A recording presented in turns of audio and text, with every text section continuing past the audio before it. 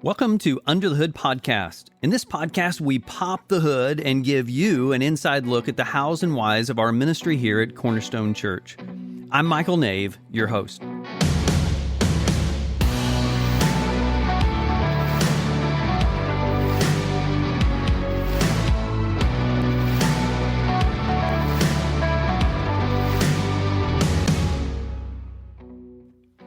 I am thrilled to have you join me and honored to welcome into studio Nathan Rawls. Woohoo! How's it going? Hey, let's do another time capsule. It's been another month. Have you noticed how quickly this thing called life passes? So fast. Just wait till you're my age. Oh, goodness. They say it gets worse.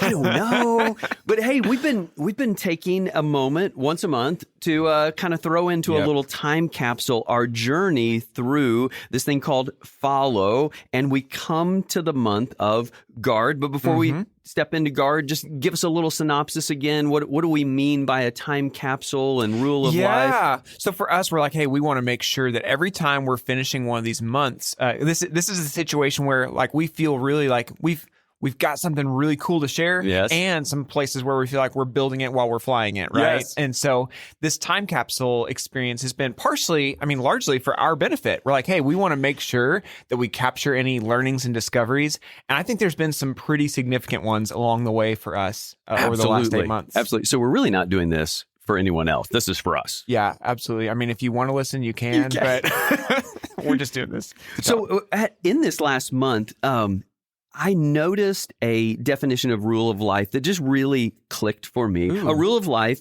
is an intentional, conscious plan to keep God at the center of your life. I love that. I do too. Yeah. It's like, okay, now I'm tracking. These are the things that we intentionally plan to keep God at the center of my life. So I'm not checking a box. Yep. These aren't my religious duties. These align me to keeping God at the center of my life. And these big rocks that have gotten clearer as we've gone through this, story of God, circle of friends, rule of life. Yep.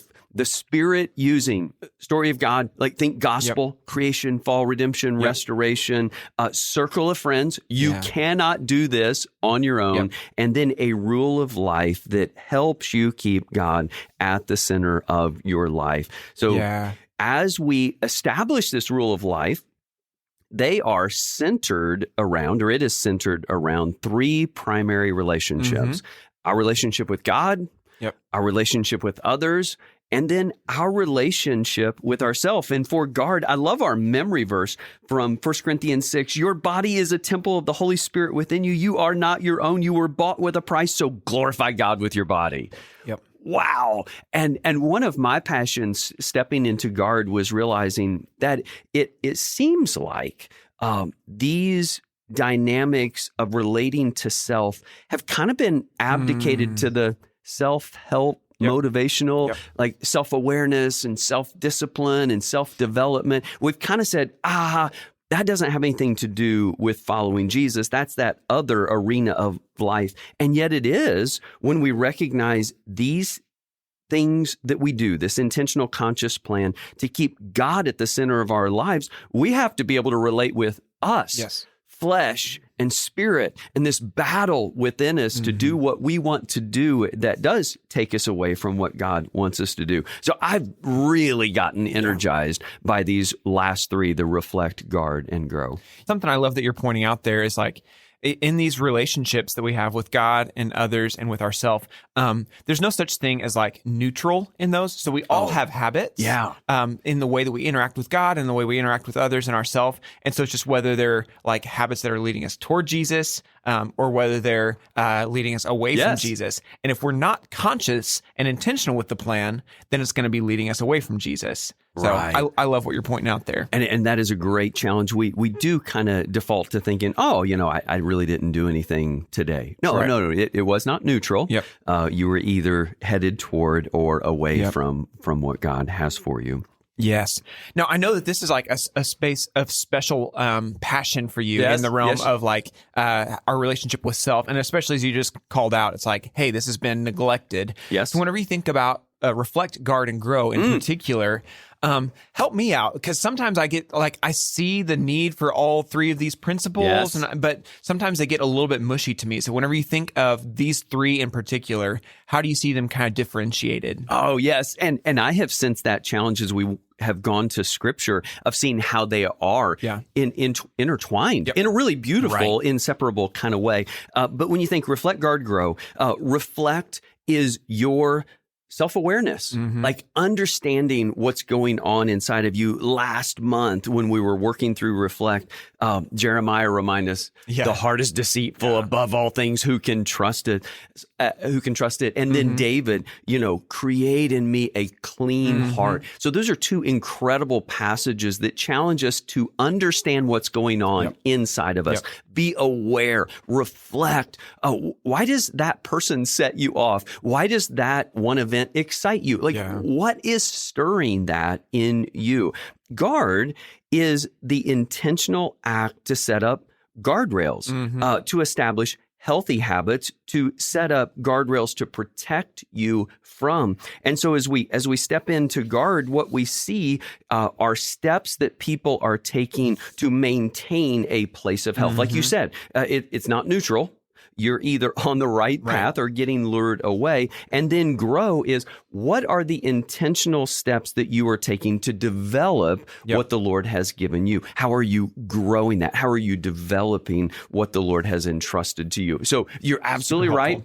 They get intertwined in a way that sometimes is hard to separate, but in a really beautiful, dynamic, complementary way. Reflect, guard, and grow.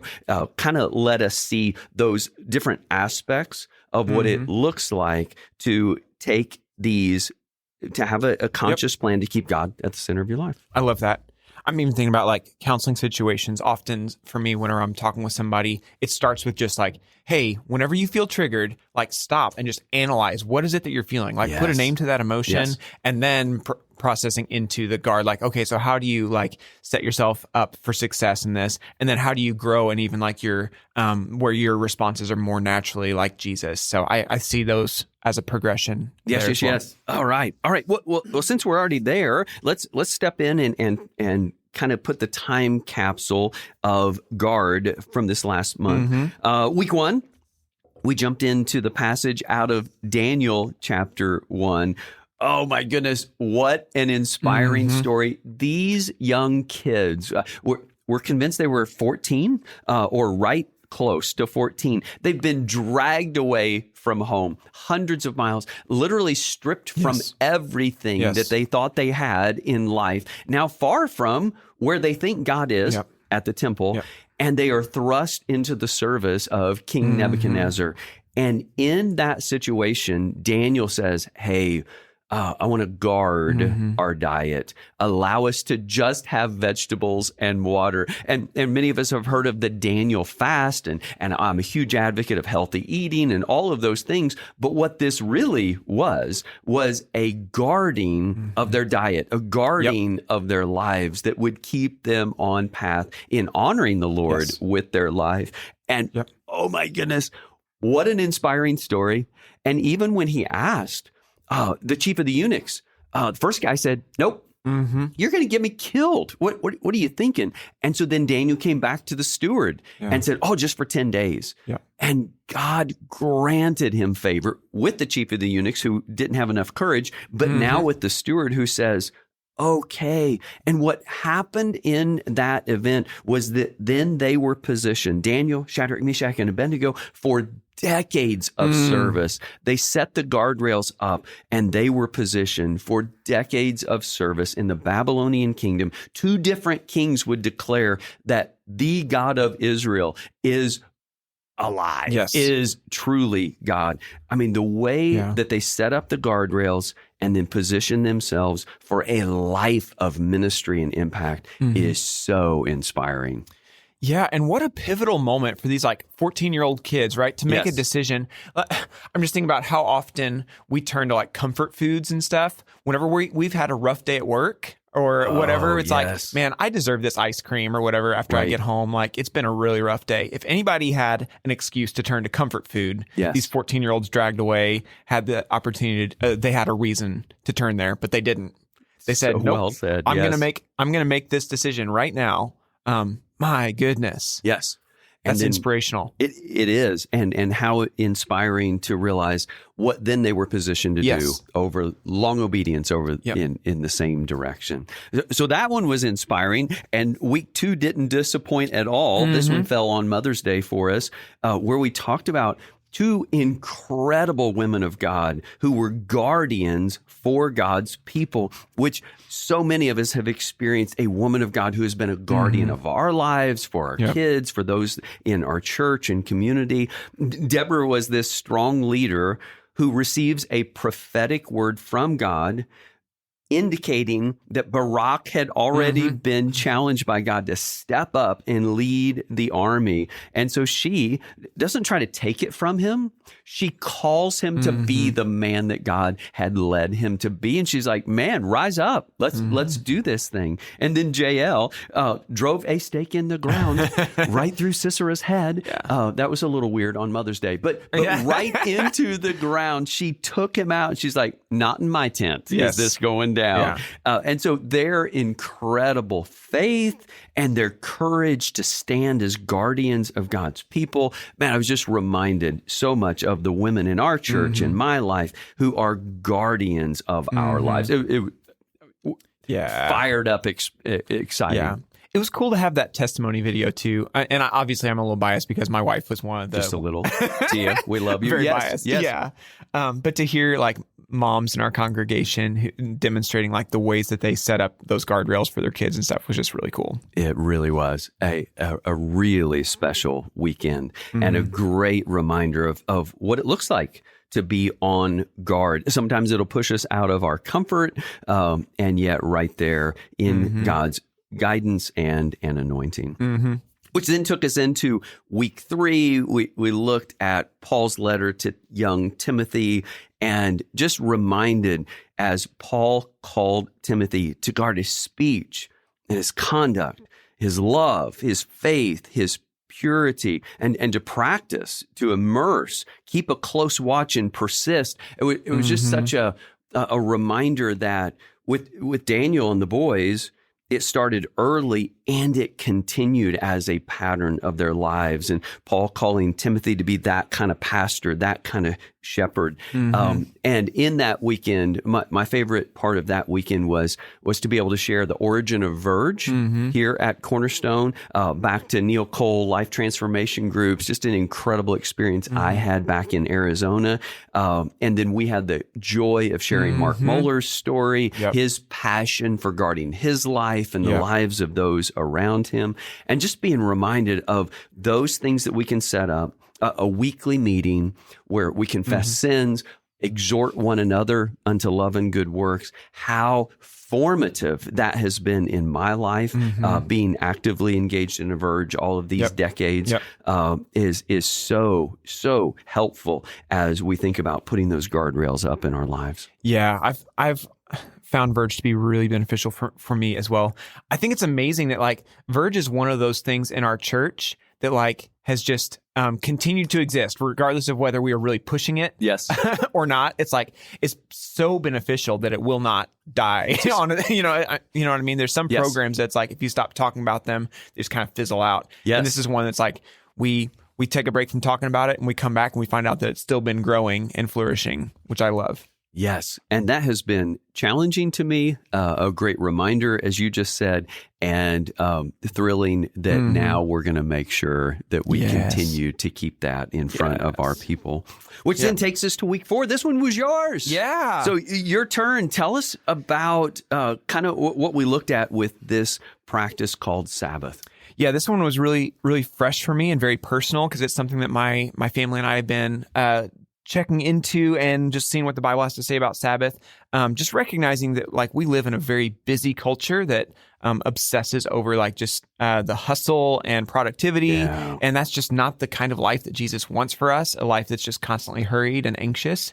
And then thinking about like, what if God actually built a rhythm into the fabric of the universe that can help us break out of that cycle? Yes. And so we looked at the story of Jesus and the Pharisees like getting into it about the meaning of Sabbath. They're calling him out for breaking one of their regulations, but he goes right to the heart of the issue and says that Sabbath was created for man. Yes. And that we see that in the pattern of creation, and we see it that is to remember redemption as well. It was also fun to do, like, Aaron did some fantastic, like, scientific study about, like, you know, the benefits just physiologically and mentally about whenever we Sabbath, what happens. So, and we find over and over again that it's just better for humans to take a day of rest. And for us, like, we kind of categorized it in three like realms for us, which was a Sabbath needs to have time to stop, to delight, and to worship. So anyway, I really was blessed to be able to share that with our congregation. And it was so good. I really appreciated the humility and passion with which you shared it. So real passion of sharing what God's been doing in your family. And then the real humility to say, hey, we don't have it all figured out. Yeah. We're even making possible changes with ours right now, trying to figure out how to get this built in.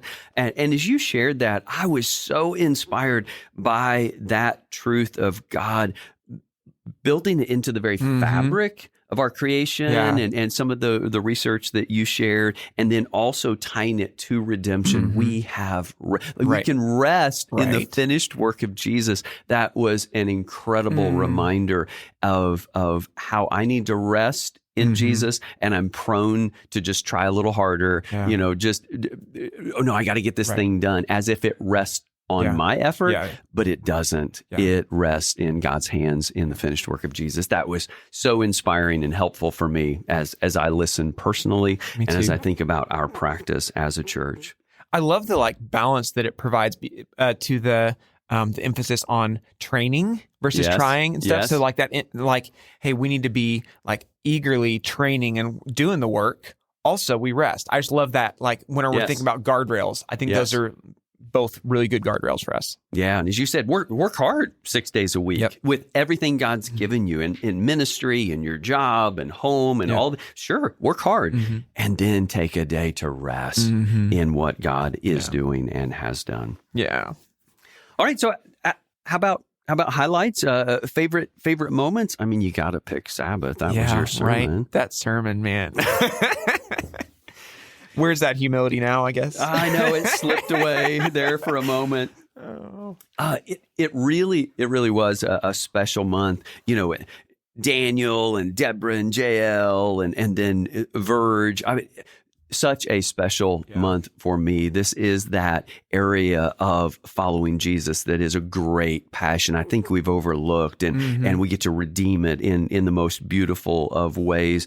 Had a dear friend, you know, in the foyer say, hey, I've heard you talk about Verge for a while, and we're now getting one started. Nice. And she named off the other two ladies in her Verge and when they were going to meet, and just really excited to see them start. And then at small group, it was fun to see the group come alive, talking about how to institute Sabbath as a practice in their week, and just to see their faces light up with hope, recognizing some challenges they're going to have with their teenagers and just life, and how do we figure this out, but really inspired to find that rest. And so it was it's been a really good month. Yeah, I loved getting to hear Mark Moeller's testimony about Verge. I thought that was really inspiring. And then also so I've just been specifically, I would say of these three on relationship with self, guard is the hardest one for me. Ooh. Not like in